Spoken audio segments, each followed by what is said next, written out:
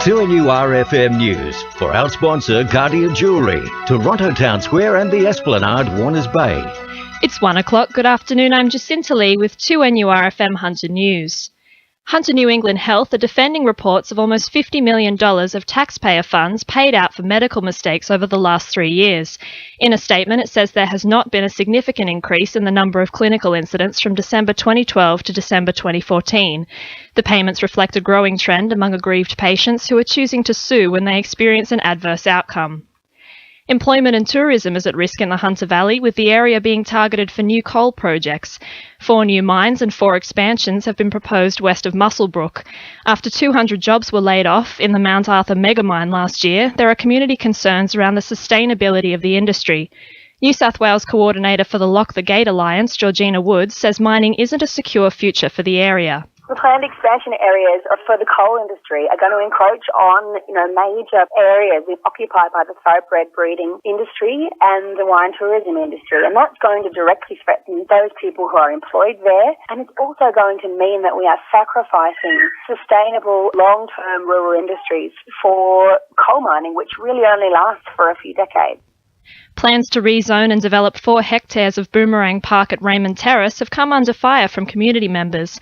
The 178-year-old park looks set to receive an upgrade with a men's shed, regional playground and barbecue pits in the works, but community members are speaking out.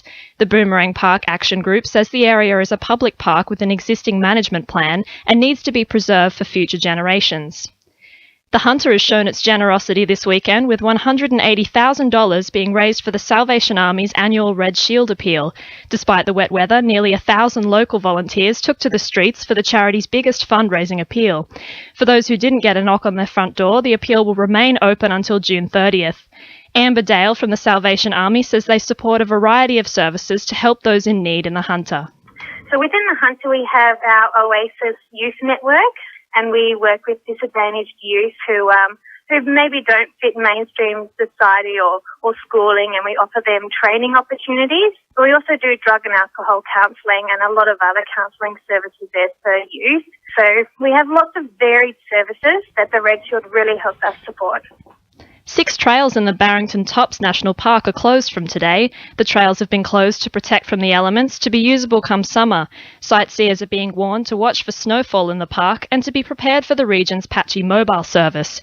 Lawrence Orell from the National Parks and Wildlife Service is asking for the public to respect the closures. They are temporarily closed, and we appreciate that people respect that closure, which goes generally from the 1st of June until the 1st of October each year.